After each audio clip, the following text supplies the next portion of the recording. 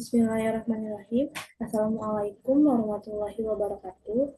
Selamat pagi kepada Bapak Ruhul Amin Eskom selaku dosen pengampu mata kuliah Rekayasa Perangkat Lunak dan rekan-rekan sekalian yang sudah hadir untuk mendengarkan presentasi dari kami. Sebelumnya, perkenalkan, saya Rahma Syahrani Santosa sebagai moderator pada presentasi kali ini. Kami dari kelompok 5 akan menjelaskan tentang studi kasus Sistem Informasi Pelayanan Desa. Nah, dan kali ini saya tentunya tidak sendiri bersama rekan kelompok saya, yang mana ada beranggotakan 5 orang, ada Andini Fitriani Syahrial, kemudian ada Salsa Sadiah, Arsy Rohim, dan juga Elga Maita. Nah, kita masuk ke penjelasan materi pertama yang akan disampaikan oleh saya sendiri. Nah, latar belakang permasalahan. Di sini, dari data yang kita peroleh di lapangan, menunjukkan bahwa proses pelayanan kepada masyarakat di Desa Cicinde Selatan ini masih menggunakan cara yang konvensional atau masih cara manual, di mana tugas itu harus mencatat data pemohon surat dalam buku besar, kemudian memasukkannya ke dalam Microsoft Word atau Microsoft Excel, dan itu cukup memerlukan waktu yang lumayan lama. Kemudian dengan minimnya pengetahuan warga atau penduduk akan syarat yang dibutuhkan untuk dibawa ketika akan mengajukan surat-surat itu juga kan membuat waktu itu semakin lama. Nah, maka dari itu kami dari kelompok 5 ini akan membuat sistem yang mana sistem untuk pelayanan desa, pengajuan pembuatan surat pada di desa.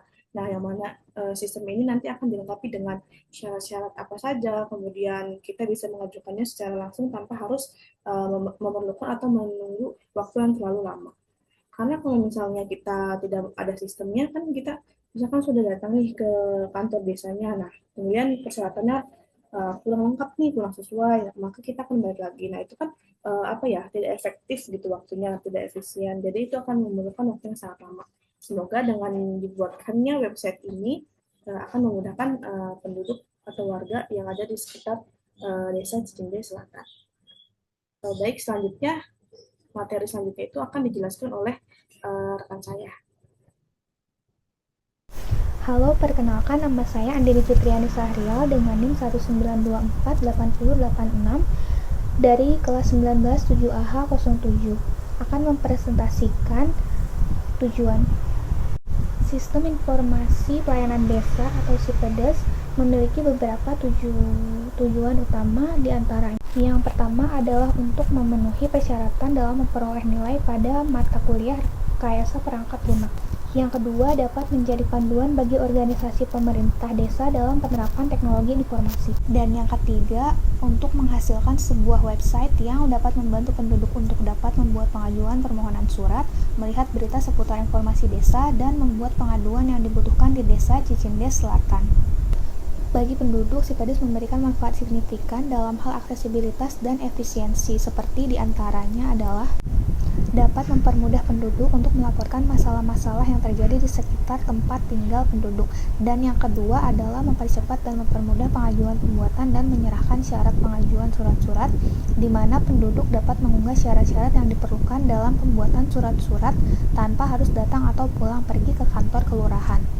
Bagi sistem ini juga memberikan keuntungan untuk pihak admin dan juga staf desa. Dengan adanya SIPEDES ini, maka mereka dapat mempermudah bagian administrasi dalam pembuatan surat-surat yang diajukan oleh warga melalui aplikasi website tanpa harus mencatat secara manual terlebih dahulu dalam buku, serta memudahkan admin dalam pembuatan laporan surat masuk dan surat keluar.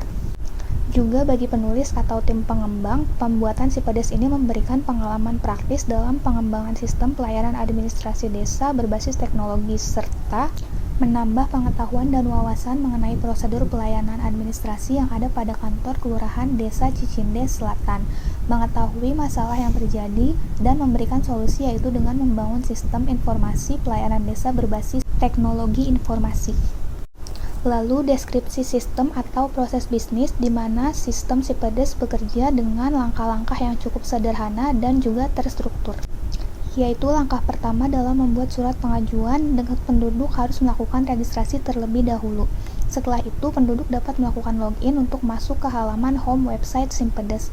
Untuk melakukan pengajuan, penduduk dapat mengakses ke halaman layanan surat desa yang akan langsung diarahkan ke dalam beberapa jenis surat. Lalu penduduk akan memilih surat yang akan diajukan. Setelah itu, penduduk diharuskan untuk mengisi data-data dan mengupload persyaratan-persyaratan yang dibutuhkan. Kemudian, data-data dan persyaratan tersebut akan diperiksa oleh admin. Jika data dan persyaratan sudah valid dan lengkap, maka admin akan menyetujui pengajuan tersebut, dan sistem akan langsung memproses surat secara otomatis dalam bentuk PDF dan dapat langsung diunduh. Jika data dan persyaratan yang diajukan tidak lengkap, maka admin akan menolak pengajuan tersebut dan akan kembalikan serta memberikan catatan data apa saja yang harus dilengkapi oleh penduduk. Kenalkan, nama saya Arsi Rohim Sidik dari kelas 19 7A dengan NIM 19248084. Di sini saya akan menjelaskan ruang lingkup. Penerapan program ini akan sangat kompleks dan rumit jika harus memenuhi semua kriteria dari beberapa aspek sekaligus agar pembuatan perancangan aplikasi sistem informasi pelayanan desa berbasis website mencapai sasaran yang jelas, dan karena keterbatasan kemampuan penulis, adapun batasan masalah dalam penelitian sebagai berikut. Satu, perancangan aplikasi hanya terdiri dari dua user, yaitu admin, pegawai desa, dan penduduk desa. Dua, ruang lingkup yang yang dibahas dalam perancangan aplikasi sistem informasi pelayanan desa berbasis website adalah untuk membuat pengajuan permohonan surat yang dikeluarkan oleh desa atau kelurahan, membuat laporan pengaduan. Metode penelitian. Dalam pembuatan makalah ini, jenis penelitian yang digunakan untuk perancangan aplikasi sistem informasi pelayanan desa berbasis website adalah penelitian kualitatif dengan metode deskriptif, yang mana pengertian dari metode deskriptif itu merupakan metode penelitian yang berusaha menggambarkan dan menginterpretasikan objek sesuai dengan apa adanya. Analisis sistem berjalan. 1. Proses manual seperti permintaan surat dilakukan dengan pengisian formulir secara fisik oleh warga dan petugas desa, mencatat data secara manual dan menulis atau mencetak surat satu persatu. 2. Waktu pelayanan yang lama. Hingga pengarsipan memakan waktu lebih lama karena proses tidak otomatis. Antrian warga dapat terjadi terutama pada jam sibuk atau saat ada banyak permintaan. 3. Kesalahan pencatatan atau pengetikan data sering terjadi karena seluruh data diinput manual oleh petugas. Potensi kesalahan tinggi pada informasi penting seperti nama dan nomor identitas. 4. Arsip surat disimpan secara fisik sehingga sulit untuk mencari data riwayat permintaan atau mengelola arsip dalam jangka panjang, dan risiko kehilangan atau kerusakan dokumen fisik cukup tinggi. 5. Data permintaan surat tidak tercatat secara terstruktur sehingga sulit untuk mendapatkan laporan atau statistik penggunaan layanan secara cepat. 6. Tidak ada sistem memungkinkan untuk memantau status permintaan surat mereka secara mandiri yang dapat mengurangi transparansi. Konsep sistem. Konsep sistem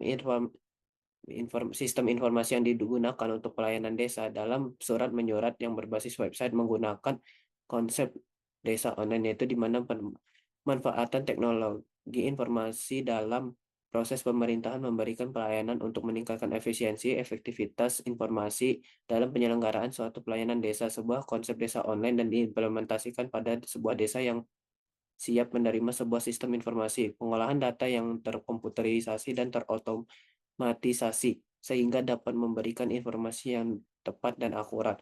Sistem informasi kependudukan dimaksudkan untuk meningkatkan efisiensi dalam hal pelayanan masyarakat.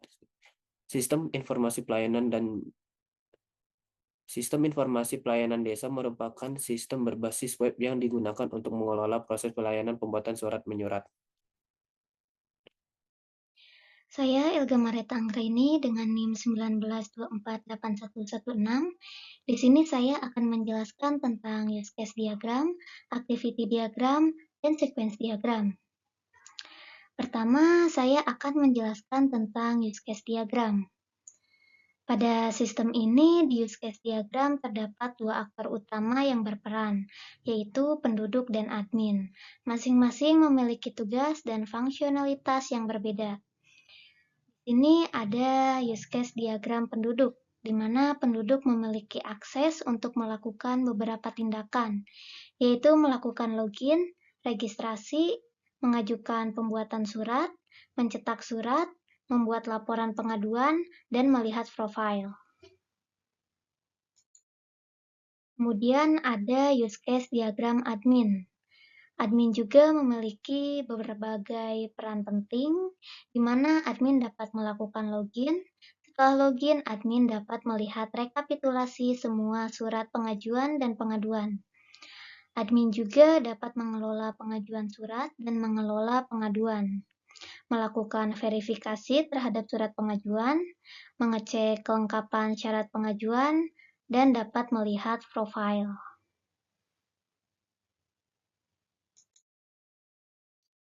Selanjutnya ada activity diagram. Di sini ada activity diagram penduduk mengajukan pembuatan surat.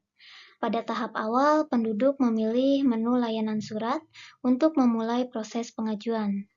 Setelah itu, sistem akan menampilkan berbagai kategori layanan surat yang tersedia, sehingga penduduk dapat memilih kategori yang sesuai dengan kebutuhannya.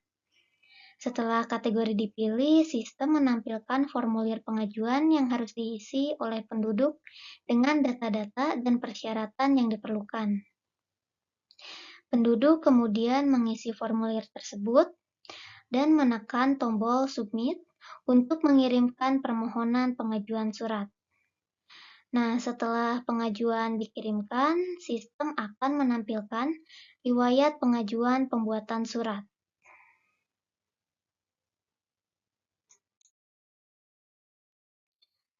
Lalu ada activity diagram penduduk mencetak surat. Di sini penduduk memilih menu layanan surat, yang nantinya sistem akan menampilkan status pengajuan surat, apakah sudah disetujui atau masih dalam proses. Jika pengajuan belum disetujui, sistem akan menampilkan status menunggu persetujuan. Namun, jika pengajuan sudah melalui proses verifikasi dan dinyatakan memenuhi syarat, sistem akan memproses pengajuan tersebut lebih lanjut. Selanjutnya, sistem melakukan pengecekan verifikasi akhir. Jika pengajuan disetujui, sistem akan melanjutkan dengan mencetak surat yang sudah diverifikasi dan siap untuk diunduh. Penduduk kemudian dapat memilih tombol download untuk mengunduh surat tersebut. Nah, setelah diunduh, sistem ini akan mencetak surat. Namun, jika pengajuan tidak memenuhi syarat atau ditolak selama proses verifikasi, sistem akan menampilkan status pengajuan ditolak dan proses pencetakan surat tidak dilanjutkan.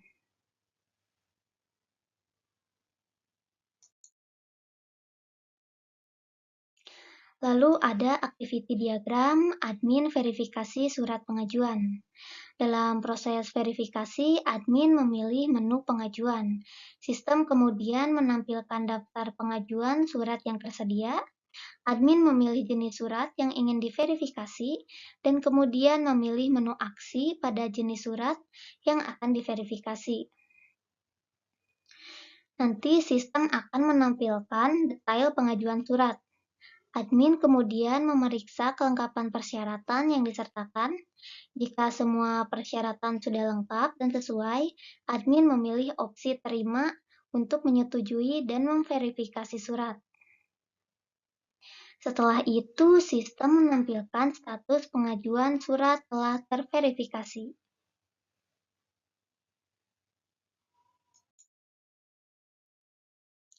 Lalu di sini ada sequence diagram, di mana proses dimulai dengan penduduk memilih jenis surat yang ingin diajukan.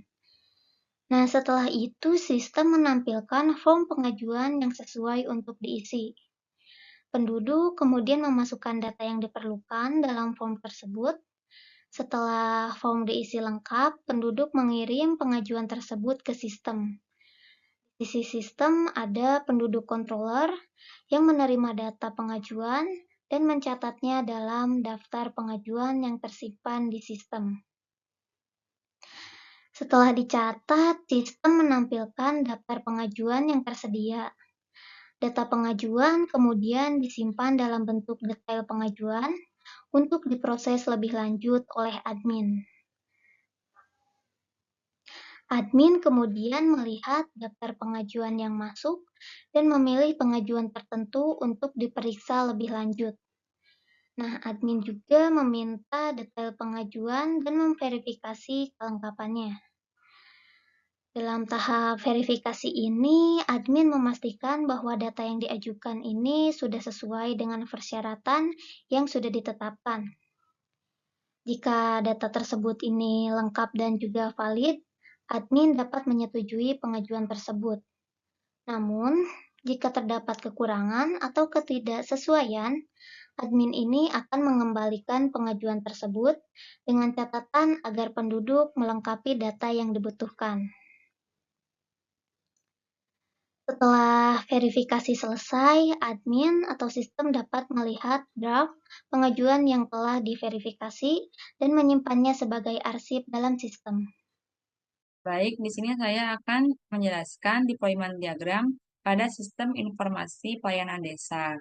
Diagram ini menunjukkan arsitektur sistem yang terbagi antara klien dan server yang terhubung melalui internet. Di sebelah kiri terdapat client workstation yang meliputi perangkat seperti smartphone dan laptop yang digunakan oleh penduduk. Lalu, workstation ini memiliki sistem informasi seperti Windows 7, Linux, Android, dan browser. Lalu di sebelah kanan terdapat server desa yang memiliki beberapa komponen seperti database MySQL yang digunakan untuk menyimpan data, lalu ada Exam yang digunakan untuk kebutuhan pengembangan, lalu ada Visual Studio Code sebagai alat pemrograman, dan yang terakhir yaitu browser yang digunakan untuk testing atau keperluan akses lainnya. Lalu di sini terdapat antarmuka penduduk pada aplikasi pelayanan desa. Yang pertamanya itu halaman login. Penduduk harus login terlebih dahulu untuk mengakses aplikasi. Di halaman ini, penduduk dapat menginput email dan password. Lalu ada halaman registrasi yang berfungsi untuk pendaftaran akun bagi penduduk yang belum mempunyai akun. Setelah berhasil login, penduduk akan diarahkan ke halaman beranda. Di halaman ini memiliki beberapa menu seperti layanan surat, pengaduan, profil, pelayanan surat, dan pengaduan online. Selanjutnya yaitu halaman layanan surat. Di halaman ini akan menunjukkan beberapa jenis surat yang dapat diajukan oleh penduduk seperti surat keterangan domisili, surat keterangan usaha, surat izin keramaian. Lalu di halaman ini juga penduduk dapat melihat riwayat pengajuan atau status surat yang telah diajukan oleh penduduk. Di halaman ini penduduk dapat mencetak atau menghapus surat yang telah diajukan. Selanjutnya yaitu adalah halaman tampilan surat yang akan dicetak oleh penduduk. Selanjutnya yaitu halaman formulir pengajuan surat keterangan domisili. Pada halaman ini akan menampilkan persyaratan yang harus dipenuhi oleh penduduk untuk mengajukan surat keterangan domisili. Lalu di sini juga terdapat formulir pengajuan yang harus diisi oleh penduduk. Selanjutnya yaitu formulir surat keterangan usaha. Pada halaman ini akan menampilkan persyaratan yang harus dipenuhi oleh penduduk untuk mengajukan surat keterangan usaha. Lalu terdapat formulir pengajuan yang harus diisi oleh penduduk. Selanjutnya yaitu formulir surat izin keramaian. Pada halaman ini akan menampilkan persyaratan-persyaratan yang harus dipenuhi oleh penduduk dalam pengajuan surat izin keramaian. Di halaman ini juga terdapat formulir pengajuan yang harus diisi oleh penduduk. Selanjutnya yaitu halaman pengaduan. Pada halaman ini penduduk dapat mengajukan pengaduan dengan mengisi formulir pengaduan seperti nama lengkap, nomor telepon, dan keterangan pengaduan. Yang terakhir yaitu halaman profil. Pada halaman ini, penduduk dapat mengganti foto profil dan mengedit data diri seperti nama lengkap, nik, jenis kelamin, tempat lahir, tanggal lahir, dan email. Pada halaman ini juga terdapat tombol logout yang berfungsi untuk mengakhiri sesi penduduk setelah menggunakan aplikasi. Baik, selanjutnya di sini saya akan melanjutkan penjelasan tentang antarmuka admin atau user interface pada halaman admin. Nah, kita sebagai admin di sini untuk akan mengakses web Sipedes ini kita diminta untuk melakukan login terlebih dahulu dengan memasukkan alamat email dan password. Nah, setelah kita berhasil login dengan memasukkan email dan password tadi, kita akan diarahkan menuju halaman dashboard, yang mana di dalam halaman dashboard ini terdapat rekapitulasi terhadap pengajuan surat dari penduduk dan pengajuan surat dari penduduk. Seperti ada berapa jumlah pengajuan yang masuk, atau pengajuan dan pengaduan yang sudah kita reaksi. Kemudian di sini kita ada halaman pengajuan admin. Nah, di halaman pengajuan admin ini terbagi menjadi dua fitur. Yang pertama itu ada fitur di pengajuan terbaru. Nah, dalam pengajuan terbaru ini itu adalah pengajuan-pengajuan yang baru masuk. Nah, kalau misalkan fitur semua pengajuan itu adalah semua pengajuan yang telah kita diberi aksi gitu. Nah, kita lihat di halaman fitur pengajuan terbaru. Ini adalah pengajuan yang masuk. Ada di sini dalam nama Marsha Aditya. Kemudian dia mengajukan surat keterangan usaha. Nah, statusnya ini masih menunggu. Nah, karena kita sebagai admin ini kita belum membuat reaksi atau memberi aksi terhadap surat tersebut. Nah, apa sih yang akan kita lihat ketika kita akan memberi aksi? Nah, ketika kita mengklik button aksi itu, kita akan langsung diajukan ke halaman detail pengajuan. Nah, yang mana di halaman detail pengajuan ini berisi tentang data desa dan persyaratan-persyaratan yang harus dipenuhi ketika penduduk mengajukan surat pengajuan tersebut. Nah, di sini ada dalam surat keterangan usaha diminta untuk memasukkan identitas KTP dan surat pengantar dari RW sebagai persyaratannya. Kemudian di sini ada instruksi atau apa ya, informasi pengajuan gitu. Kita apakah sudah sesuai atau belum, kita bisa terima atau tolak pengajuan tersebut. Nah, di sini kan ada diminta untuk menginput data KTP dan surat pengantar antar RW. Nah, di sini kita bisa lihat detail pengajuannya. Ketika kita klik si button KTP tadi akan ini kan kita ke halaman seperti ini. Kita lihat nih KTP-nya sesuai atau tidak. Kemudian tadi ada surat pengantar dari RW. Nah, kita lihat juga nih apakah sudah sesuai atau belum si surat ini. Lalu balik lagi ke halaman detail pengajuan, misalkan sudah sesuai, kita langsung bisa mengklik button yang terima, yang otomatis nanti akan berubah menjadi status telah diverifikasi oleh admin di halaman penduduk itu karena telah disetujui dan memenuhi persyaratan. Kalau misalkan tidak, kita bisa mengklik tombol tolak ini. Nah, ketika statusnya kita telah disetujui atau verifikasi akan berubah masuk ke dalam halaman yang bawahnya tuh halaman pengajuan surat pengajuan atau verifikasi. Kalau misalkan ditolak, halaman surat pengajuan itu bakal ditolak. Yang tombol merah ini. Kalau verifikasi itu yang hijau. Lanjut, di sini kita ada ke halaman pengaduan, yang mana di halaman pengaduan ini berisi pengaduan-pengaduan dari masyarakat desa Cijenil Selatan. Misalnya itu kita ada aduan nih dari Marsha Aditya. Permisi, saya ingin melaporkan bahwa di tempat saya itu di pinggir jalan, desa, daerah. Nah, pokoknya di dalam surat ini berisi pengaduan-pengaduan dari masyarakat lah. Misalnya, tetangga itu terlalu berisik atau membangun tembok yang tidak seharusnya gitu. Jadi membuat penghalang jalan itu jadi susah. Itu bisa kita buat pengaduan di website Sipedes tersebut.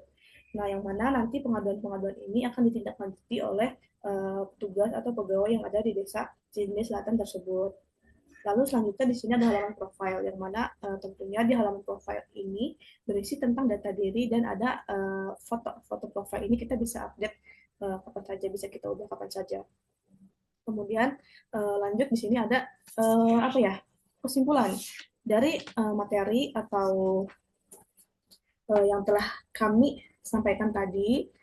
dapat disimpulkan bahwa perancangan yang telah dilakukan dapat membantu desa atau kelurahan dalam melakukan proses pengajuan permohonan surat yang lebih cepat dan terintegrasi.